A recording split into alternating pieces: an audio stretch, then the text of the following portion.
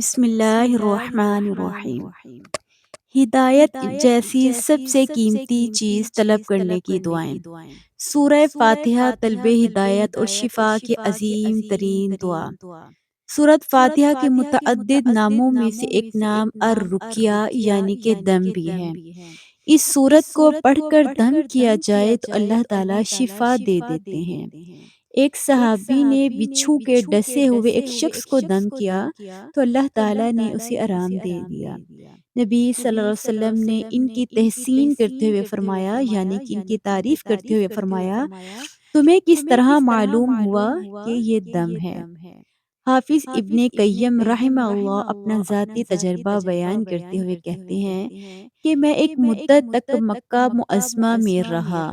اس دوران مجھ پر مختلف بیماریاں حملہ آور ہوتی رہیں، لیکن یہاں کوئی طبیب ملا نہ کوئی دوا۔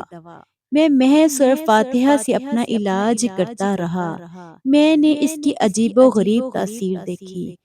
میں آب زمزم لے کر اس پر متعدد بار سورہ فاتحہ پڑھتا اور اسے نوش کر لیتا، یعنی کہ پانی پر آب زمزم پر وہ پڑھتے اور پھر اسے پی لیتے۔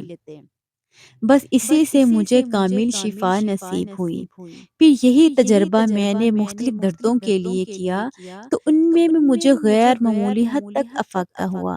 لہٰذا میں اکثر مریضوں کو سورہ فاتحہ کے ساتھ علاج کرنے کی ترغیب دیتا تھا اور اکثر لوگ اس کی برکت سے صحت یاب ہو جاتے تھے۔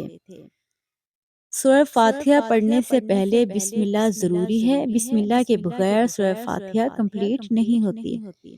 بسم اللہ الرحمن الرحیم۔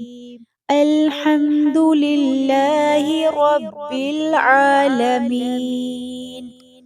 الرحمن الرحیم، مالک یوم الدین، ایاک نعبد و ایاک نستعین، اہدنا الصراط المستقیم، صراط الذین انعمت علیہم غیر المغضوب علیہم ولا الضالین۔